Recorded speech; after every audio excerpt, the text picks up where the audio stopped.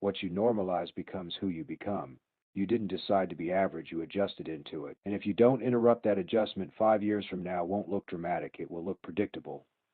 This isn't about ego, it's about awareness before identity locks in. Average doesn't happen in one collapse, it happens in small tolerances. You lower one standard, you skip one correction, you delay one difficult action. Nothing breaks. That's why it's dangerous.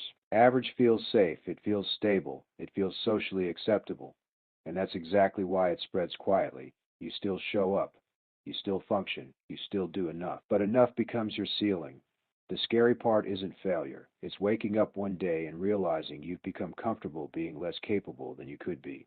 Average builds gradually. You compare sideways, you justify downward, you avoid upward pressure. You tell yourself, I'm doing fine. I'm not doing worse than most. It's not that serious.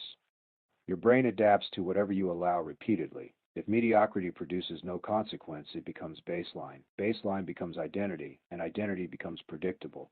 This isn't about chasing perfection, it's about refusing erosion, because erosion never announces itself, it just reduces edge slowly. Ask yourself honestly, where have I stopped pushing?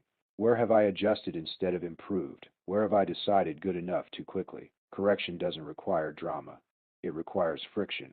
One harder choice, one raised standard, one corrected behavior. Average compounds too. What you normalize becomes who you become. That is how the inner ledger stays balanced.